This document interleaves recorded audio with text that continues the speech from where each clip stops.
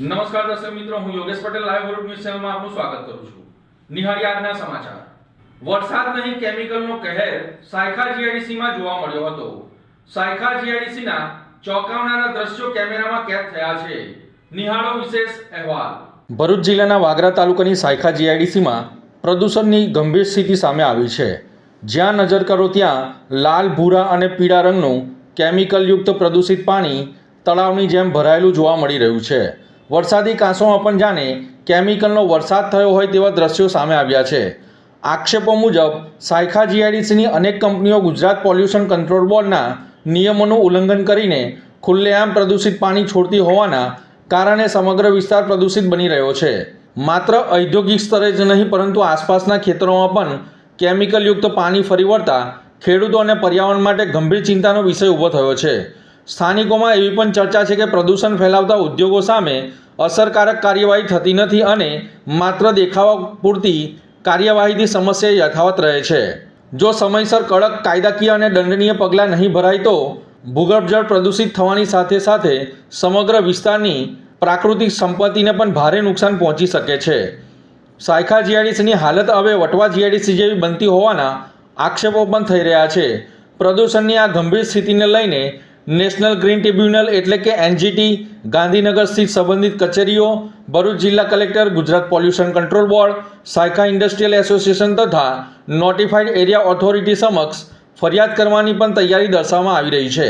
જો પ્રદૂષણ ફેલાવતા ઉદ્યોગો સામે સમયસર કાર્યવાહી નહીં થાય તો આવનારા સમયમાં સાયખા જીઆઈડીસીની આસપાસના વિસ્તારોમાં પર્યાવરણ અને માનવ આરોગ્ય માટે ગંભીર પરિણામો સર્જાઈ શકે તેવી ભીતિ વ્યક્ત કરવામાં આવી રહી છે.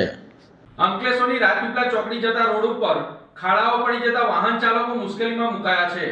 અંકલેશ્વરમાં વરસેલા અતિ ભારે વરસાદ બાદ વાહન ચાલકો માટે વિકટ મુશ્કેલી ઊભી થઈ છે. રાજપીપળા ચોકડી તરફ જતા માર્ગ પર ખાડાઓનું સામ્રાજ્ય છવાયું છે. નાના મોટા ખાડાઓના કારણે વાહન ચાલકો ભારે મુશ્કેલીમાં મુકાયા છે. ખાસ કરીને રાત્રિના સમયે ગંભીર અકસ્માત સર્જવાનો ભય તોનાઈ રહ્યું છે. રાજપીપળા ચોકડી નજીક પેટ્રોલ પંપ સામે મોટા ખાડાઓ પડી જતા વાહન ચાલકોની મુશ્કેલી વધી છે.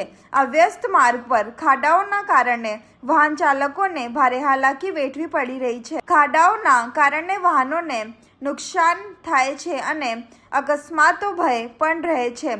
ત્યારે જવાબદાર તંત્ર કોઈ જીવલેણ અકસ્માતની રાહ જોઈ રહ્યું હોય તેવું લાગી રહ્યું છે. હાલ વરસાદે વિરામ લીધું છે ત્યારે જવાબદાર તંત્ર વહેલી તકે ખાડાઓનું સમારકામ હાથ ધરે તેવી વાહન ચાલકોની માંગ છે.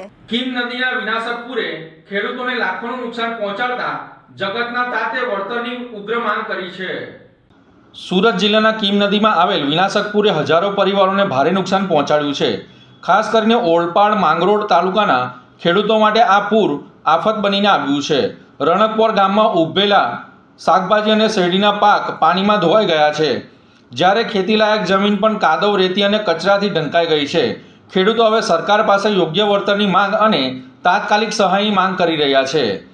કીમ નદીમાં આવેલા ઘોડાપુરે સુરત જિલ્લાના ઓડપાલ અને માંગરોળ તાલુકાના અનેક ગામોમાં ભારે તબાહી મચાવી છે. ઘરોમાં પાણી ઘૂસી જતાં ઘરવખરી, જીવનવખરી તમામ ચીજવસ્તુઓને નુકસાન પહોંચ્યું છે. જ્યારે અનેક માર્ગો ધોવાઈ જતાં જનજીવન પણ પ્રભાવિત બન્યું છે. સૌથી વધુ અસર ખેડૂતો પર જોવા મળી રહી છે. માંગરોળ તાલુકાના રણકપોર ગામમાં ખેતરોમાં ઉભેલા શાકભાજી અને શેરડીનો પાક સંપૂર્ણપણે બરબાદ થઈ ગયો છે. શાકભાજીના મંડપો પણ પૂરના પ્રચંડ પ્રવાહમાં ઉખડી ગયા છે. મહિનાઓની મહેનત અને લાખો રૂપિયાનું રોકાણ પળવારમાં પાણીમાં વહી ગયું છે. પૂરના કારણે ખેતીની ફળદ્રુપ જમીન પણ કાદવ, રેતી અને પ્લાસ્ટિક સહિતના કચરો જામી ગયો છે. હવે ખેડૂતોને ફરી જમીન લાયક ખેતી બનાવવા માટે ભારે મહેનત અને વધારાનો ખર્ચ કરવો પડશે. એટલે કે નુકસાનનું માત્ર વર્તમાન પાક પૂરતું જ નહીં પરંતુ આગામી સિઝન પર તેની ગંભીર અસર પડી શકે છે. એક તરફ મોંઘવારી તો બીજી તરફ લોન લઈને કરવામાં આવેલી ખેતી અને કુદરતી આફત. આવી પરિસ્થિતિમાં ખેડૂતો આર્થિક અને માનસિક સંકટમાંથી પસાર થઈ રહ્યા છે. જો પાક વેચીને પરિવારનું ગુજરાન ચલાવવાનું હતું તે જ પાક આજે પૂરના પાણીમાં સમાઈ ગયો છે. અસરગ્રસ્ત ખેડૂતો સરકાર સમક્ષ માંગ કરી રહ્યા છે કે માત્ર નામના પૂરતું વળતર નહીં પરંતુ સ્થળ પર સર્વે કરીને તાત્કાલિક નુકસાન કરવામાં આવે અને તે નુકસાનનો સર્વે કરીને યોગ્ય વળતર અને પૂરતું વળતર તાત્કાલિક અસરથી ખેડૂતોને ચૂકવવામાં આવે તેવી માંગ કરી રહ્યા છે. નમસ્કાર. આવી પડેલી આ આફતો જેવી કે પૂર, અતિવૃષ્ટિ ગંભીર બાબત ખેડૂતો માટે બની રહી કે એમના ઘરમાં કેરસમાં છાતીસમાં પાણી ભરાય. અમુક ઘરોમાં તો એવા છે હાલ કે રહેવાની કોઈ સ્થિતિ નથી. સામે એ ખેડૂતો માનો કે ખેતીમાં શાકભાજી છે, શેરડી છે, મુખ્યત્વે પાકમાં હાવ નિષ્ફળ ગઈ છે. કારણ કે શેરડી મૂળ સાથે ઉખાડીને નાખી દીધી છે, ખેતરો હાવ સાફ કરી નાખ્યા, શાકભાજી હાવ નિષ્ફળ થયું. હાલ આમને ખાવા માટે પણ 2 ટંકનું મળવું મુશ્કેલ છે. તો આમાં ખેડૂતોને સહાય રૂપે સરકારશ્રી કંઈક ને કંઈક ધ્યાન દોરે એવી મારી ભરતભાઈ હરિભાઈ પટેલ, ગામ સિમોદરે આજીજી કરું છું. નમસ્કાર. વંદે માતરમ. જી, મારું નામ કેતન ભટ્ટ, ખેડૂત આગેવાન. 94 સાલ પછી સૌથી વધુ પાણી જો મંગળોર તાલુકાને નુકસાન કર્યું હોય તો આ કીમ ખાડીના પાણી આ 2026ની વર્ષમાં કરવામાં આવ્યું છે.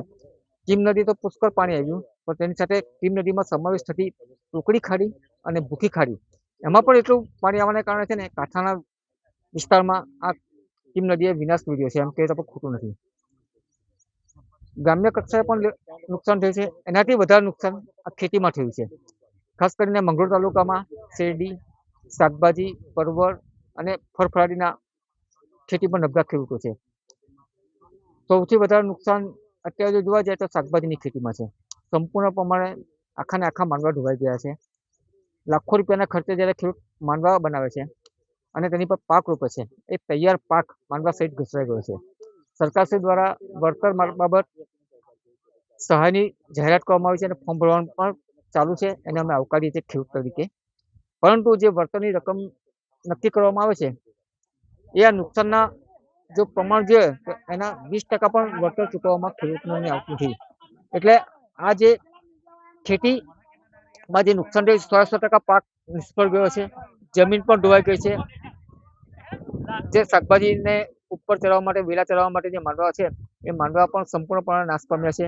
એવા સમયે અમે સરકારશ્રી પાસે એટલી અપેક્ષા રાખીએ છીએ કે આ જે ખેડૂતો નુકસાન પામેલ હોય એમને મેક્સિમમ જમીન લેવલે નિરીક્ષણ કરીને વળતર ચૂકવવામાં આવે કે જેથી કરીને ખેડૂત ફરીથી ઊભો થઈ શકે, એ જ અપેક્ષા છે. જય હિન્દ, જય કિસાન.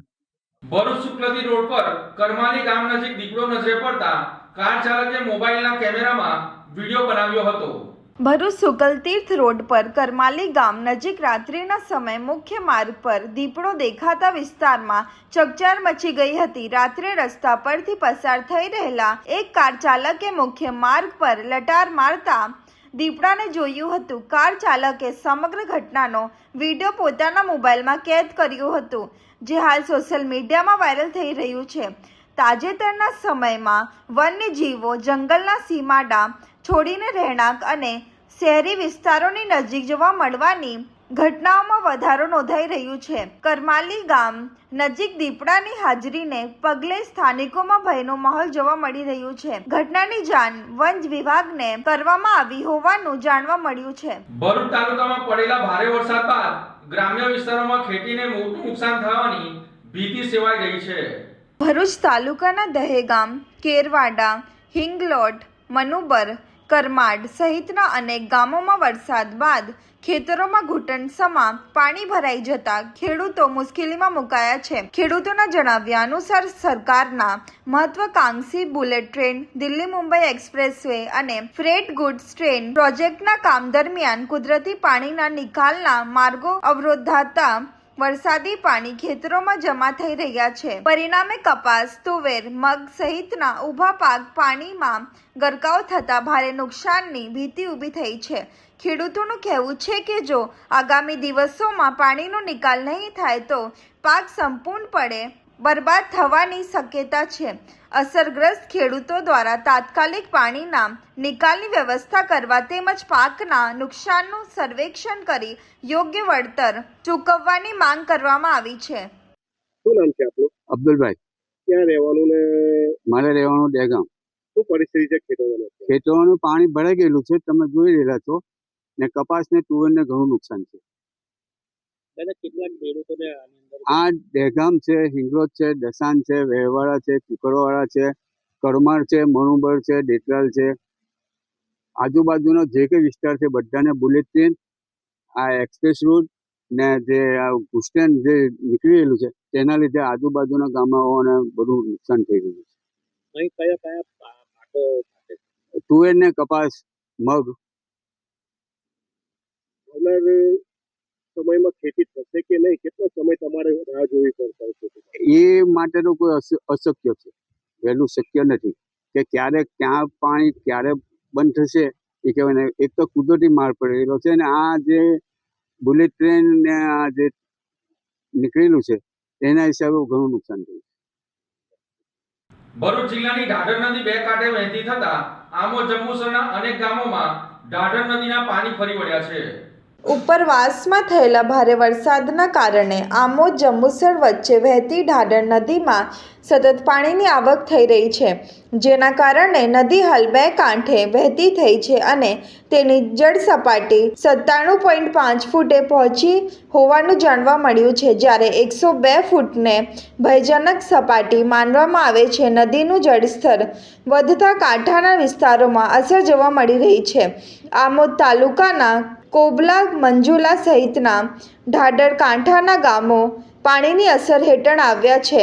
કોબલાથી દાદાપોર તેમજ કોબલાથી વડછડા જતો મુખ્ય માર્ગ નદીનું પાણી ફરી વળતા વાહન વ્યવહાર માટે બંધ કરવો પડ્યો છે, જેના કારણે સ્થાનિક લોકોને અવરજવરમાં ભારે મુશ્કેલીનો સામનો કરવો પડી રહ્યો છે. બીજી તરફ મંજુલા ગામના અનેક ખેતરોમાં પાણી ભરાઈ જતા જળબંબાકાર જેવી સ્થિતિ સર્જાઈ છે.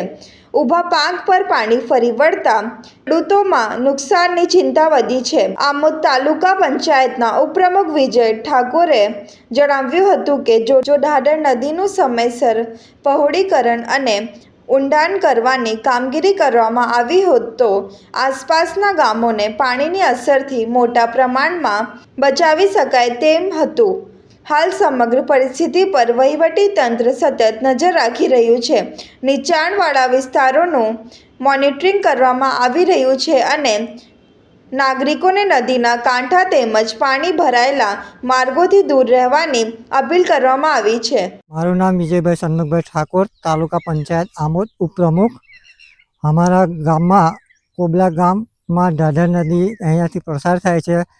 ઢાઢર નદીના કિનારે વાસણા, મંજોલા, કોબલા, દાદાપર આમ ગામ આવેલા છે. અવારનવાર ઢાઢર નદીમાં પૂર આવે છે, જે દેવ ડેમનું પાણી છોડવાને કારણે ઢાઢર નદીમાં પૂર આવે છે. સરકારને આપના માધ્યમથી હું એક જણાવવા માગું છું કે જેઓ બરોડાની અંદર વિશ્વામિત્રીની અંદર રિનોવેશન કર્યું છે એ રીતના આ જો ઢાઢર નદીની અંદર ખોદકામ કરીને ઊંડી કરવામાં આવે તો આ પાણી ઓવરફ્લો ના થાય અને ખેડૂતોને જાનમાલને નુકસાન ના થાય. એટલે સરકારશ્રીને એટલું કહેવા માગું છું કે ઢાઢર નદીને ઊંડી અને પહોળી કરવા માટે નમ્ર વિનંતી. મારું નામ પટેલ હિતેશભાઈ રાવજીભાઈ, ગામ મંજોલા. હાલ હમણાં સાંજના 7 વાગ્યા છે અને અમારે ત્યાં ઢાઢર નદીનું પાણી ઓવરફ્લો થઈ આજે અમારા ગામની 70% જમીનમાં પાણી ફરી વળેલ છે, જે ઘણું નુકસાન થયું છે. દેવ ડેમ તથા આજવા સરોવર, વિશ્વામિત્રી 3 ઢાઢરમાં ભેગી થવાથી આજે અત્યારે અમારે આ હાલત થઈ છે. હવે ખરેખર વરસાદે વિરામ લીધો છે. તંત્રએ સમજવું જોઈતું હતું, તબક્કાવાર પાણી છોડવું જોઈતું હતું. એની જગ્યાએ એકી ફેરે છોડવામાં આવ્યું છે. એ જે કંઈ હશે તે, પણ અત્યારે ખેડૂતોનો હાલ બેહાલ છે. ભરૂચમાં નારી વંદન ઉત્સવ અંતર્ગત મહિલા સ્વરોજગાર મેળામાં મહિલાઓને રોજગારીની નવી તકો મળી હતી. ભરૂચ શહેરના રોટરી ક્લબ ખાતે મહિલા અને બાળ વિકાસ વિભાગ, ગુજરાત રાજ્ય, ગાંધીનગર ગુજરાત મહિલા આર્થિક વિકાસ નિગમ લિમિટેડ તેમજ જિલ્લા રોજગાર કચેરી ભરૂચના સંયુક્ત ઉપક્રમે નારી વંદન ઉત્સવ અંતર્ગત મહિલા સ્વરોજગાર મેળાનું આયોજન કરવામાં આવ્યું હતું. મહિલાઓને આત્મનિર્ભર બનાવી રોજગાર અને સ્વરોજગારની તકો સાથે જોડવાના હેતુથી યોજાયેલા આ મેળામાં જિલ્લાના વિવિધ ક્ષેત્રોની આશરે 10 જેટલી કંપનીઓએ ભાગ લીધો હતો. કંપનીઓના HR અધિકારીઓએ ઉપસ્થિત મહિલાઓને ઉપલબ્ધ રોજગારની તકો, જરૂરિયાત, લાયકાત, ભરતી પ્રક્રિયા તેમજ કારકિર્દી અંગે વિસ્તૃત માર્ગદર્શન આપ્યું હતું. જિલ્લાભરમાંથી મોટી સંખ્યામાં રોજગારની શોધમાં આવેલી મહિલાઓએ ઉત્સાહપૂર્વક ભાગ લઈને વિવિધ કંપનીઓમાં રોજગાર માટે નોંધણી કરાવી હતી. મેળામાં મહિલાઓને કૌશલ્ય વિકાસ, સ્વરોજગારની તકો અને સરકારી યોજનાઓ અંગે પણ માહિતીગાર કરવામાં આવી હતી. કાર્યક્રમમાં IAS અધિકારી અવિજા ગુપ્તા, જિલ્લા મહિલા અને બાળ અધિકારી કાશ્મીરા સાવંત, દહેજ પ્રતિબંધક અધિકારી પ્રિતેશ વસાવા, સુજની ક્લબના ઇજવાના જમીનદાર સહિત અનેક અગ્રણીઓ અને મોટી સંખ્યામાં મહિલાઓ ઉપસ્થિત રહ્યા હતા. આયોજકોના જણાવ્યા મુજબ આવા રોજગાર મેળાઓ મહિલાઓને આર્થિક રીતે સશક્ત બનાવવા, આત્મનિર્ભરતા તરફ આગળ વધારવા અને રોજગારની નવી તકો ઉપલબ્ધ કરાવવામાં મહત્વપૂર્ણ સાબિત થશે. તો આ હતા આજના સમાચાર. નવી ઘટનાઓ સાથે ફરી મળીશું. ત્યાં સુધી જોતા રહો લાઈવ વર્લ્ડ ન્યૂઝ ચેનલ. નમસ્કાર.